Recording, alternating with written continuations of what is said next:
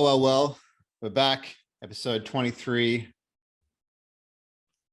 I just got off a great conversation with my mum. And I was just laughing about how sometimes in life, you just need to tell people to fuck off. It feels so good to say that. You ever just had that where you just like you just tell somebody to go fuck themselves.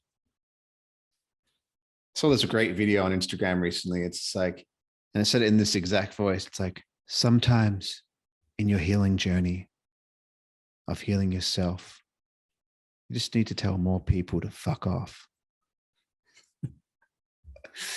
Oh my God. Because here's the thing. If you tell somebody to fuck off and that person keeps going through life and keeps encountering people telling them to fuck off, that will be one of the most beautiful lessons that person will ever get, if they get the lesson of maybe they're just complaining about their problems and they're not actually doing anything about it. Just like if somebody gets fired from a bunch of jobs, or if somebody gets broken up with over and over and over again, it's a beautiful lesson. It's a hard lesson, but the lesson is maybe it's you. I was like that when I was younger. I literally got kicked out of from a bunch of houses. When I was probably about 19, I got kicked out of a couple of houses in Perth where I lived. And these were people that liked me. One of my good friends, Jake O'Donnell, shout out to if you're listening to it. Who knows if you are. I was living in his house. I was just a slob, man. I'd just leave shit in the sink. And he was like, man, like he would warn me a bunch of times. He's like, dude, you're really hard to live with. And he liked me as a person. I know he did.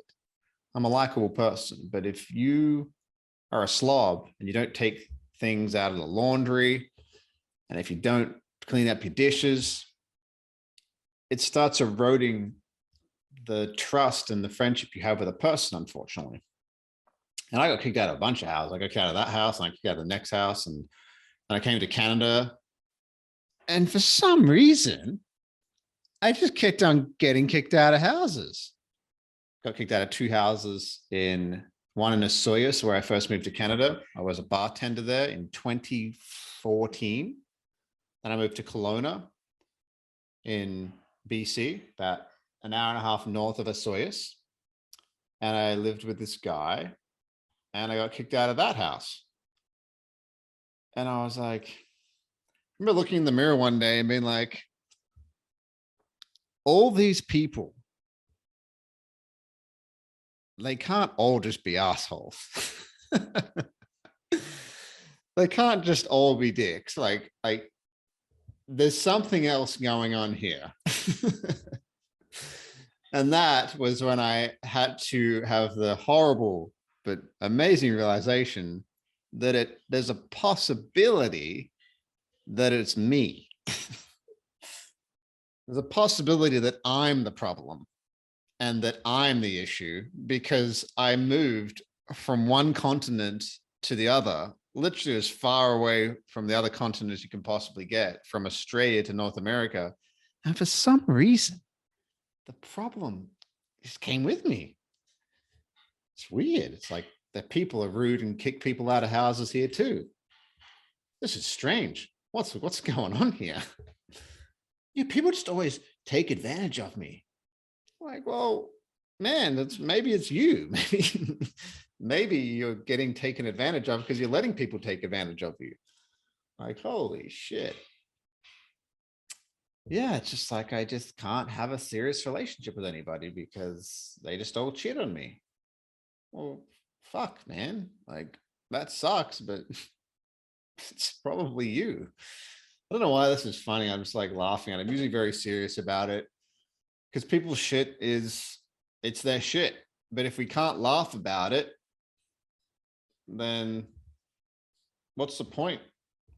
It's like comedians. It's why I've been watching some comedy lately, and I just realized we're just laughing at people's trauma. Like people just, it just spews out of them. It just comes out of their mouth. Like I watched this one recently with Bill Burr,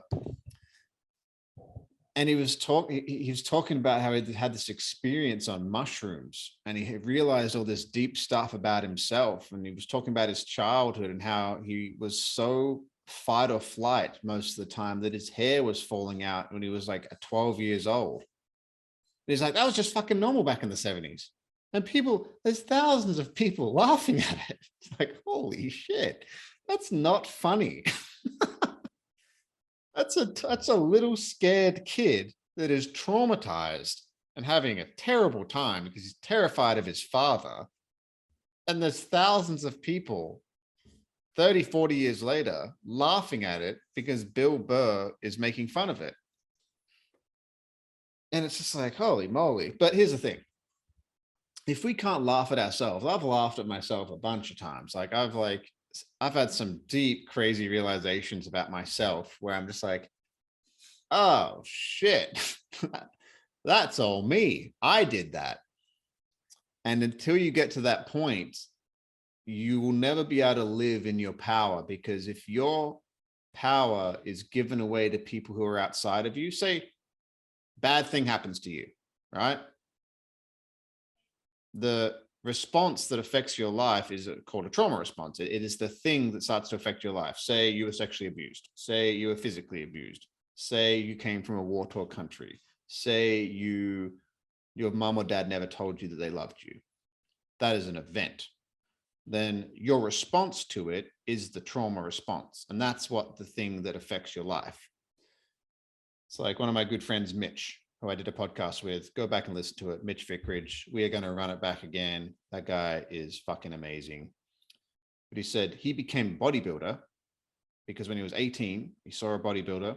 He's like, I got to go do that. And he realized through doing all this work on himself is that there was an event that happened when he was 8 years old where his father, who was a war veteran, probably had some PTSD, probably definitely had some PTSD, grabbed his brother in a certain way that made Mitch feel powerless.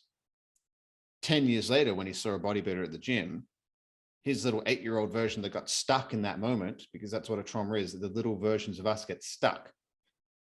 We have to go back and spend time with them and help them become unstuck.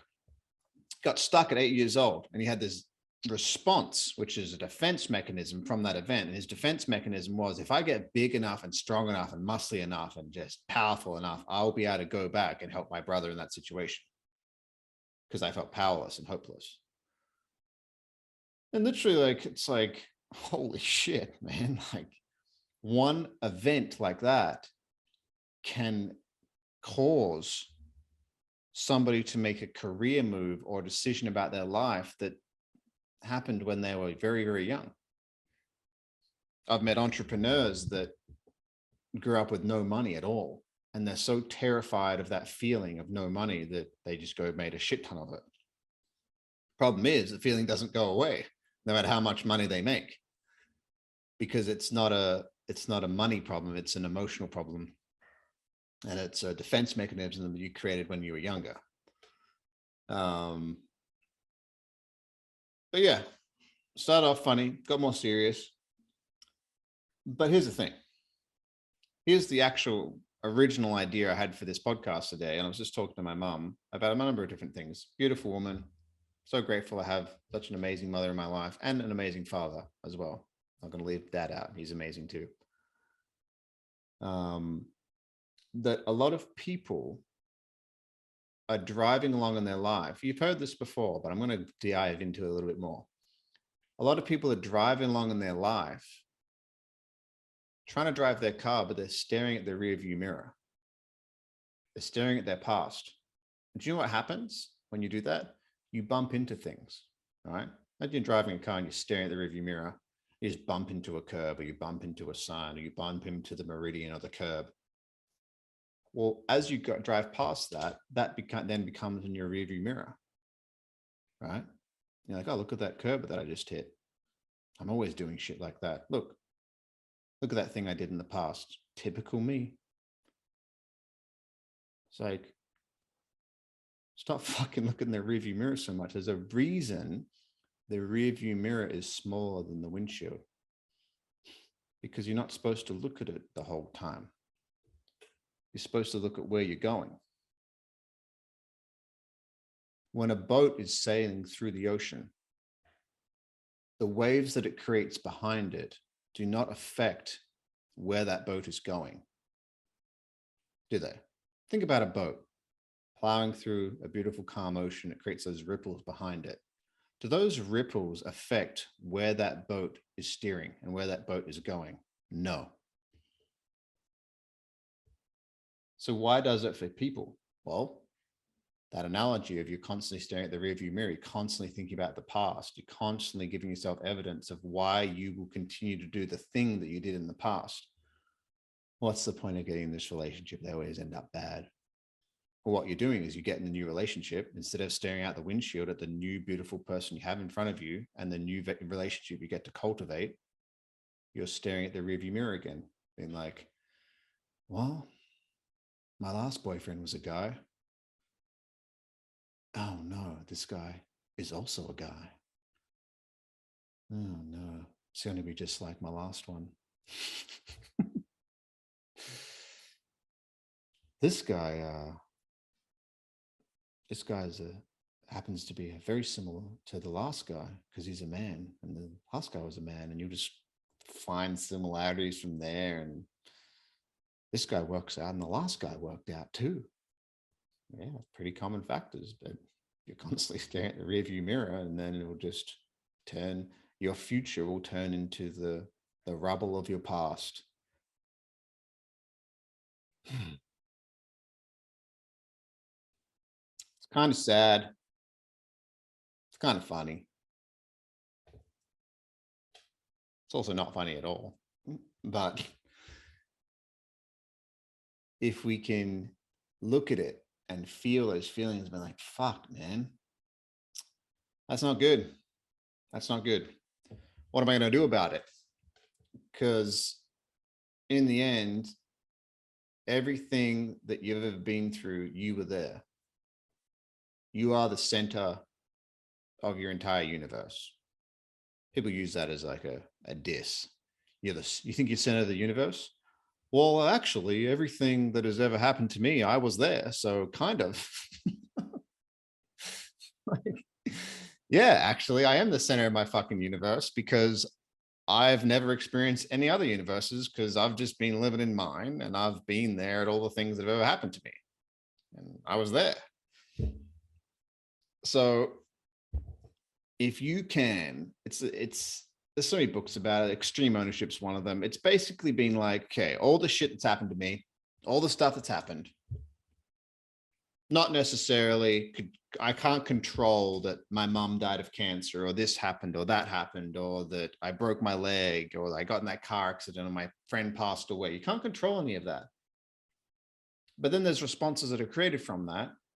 And as we get older and as we learn more about ourselves, it is now our responsibility to go back and do the work to heal the defense mechanism that was created to keep us safe from feeling certain emotions at that time.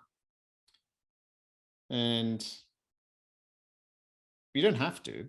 You could just, most people don't. And then you get comedy with some of these comedians where you're watching and you're like, holy fucking shit, you are damaged. And they're making jokes about it, and you're kind of laughing at it like, oh my God. Oh my God. Are you okay? Like, wait a second. Are you okay? They're like, nope. And then they laugh again. It's like, holy shit. But that's the beautiful, tragic thing about it. Some of the most beautifully funny, beautiful human beings in the world. Think about Robin Williams and all these people that are so talented, and people love them so much. And they provided so much joy in the world. They couldn't find the joy within themselves. And so they thought maybe they have to give it to everybody else. And if that line resonates with you, then it's time to put you first. It's time to realize that you're amazing, you're beautiful, just how you are. despite everything that you've been through, despite everything that's happened to you, despite all the abuse or the addictions or whatever, all the times you've been fired, all the time, the relationships that haven't worked. You're a beautiful human being. You're on this planet. You're here for a reason. And even if, when you're listening to this, even if you think that's mumbo jumbo fucking bullshit, get off your high horse. You think you're all spiritual because you're talking about this stuff and you did some psilocybin and some LSD and you think you're fucking fantastic. No, I just kind of remembered that despite everything that I've been through, I'm enough exactly how I am, even though I'm not perfect. And to strive for perfection is a silly goal, because what makes us beautiful is that we are flawed. What makes us so special is that we have flaws. It's like if you love someone, if you really, really love someone, the silly little things they do, you love them more for it. The way they react to certain things, and you just look at them, you're like, you're fucking, I love you. I love it when you do that. Lexi does things sometimes and I just love it. I don't know, I just fucking love it. Like, I don't know, I just love it. Like if it's like her special cup or something, she's like, you're not allowed to use that. And I'm like, well, I just want to fucking use it so I can see how you react to it. And it just makes me love you more. It's just little things like that. And we're beautiful because we're flawed. So what is the moral of this podcast? What is the message of this podcast? Realize that life is at this exact same time horrific and brutal and also beautifully magic. Horrifically, magically beautiful. And if you can see the dichotomy and the contrast between the two, and you can dance between the two and feel all the things you need to feel, you'll have an amazing life and you'll be able to connect with a bunch of different people. So have a great morning, afternoon, evening. Hope you got something out of this one. I had fun talking about this, just having a rant, and hope it puts a smile on your face or makes you think or feel a different way. And love you guys. Chat to you soon. Bye.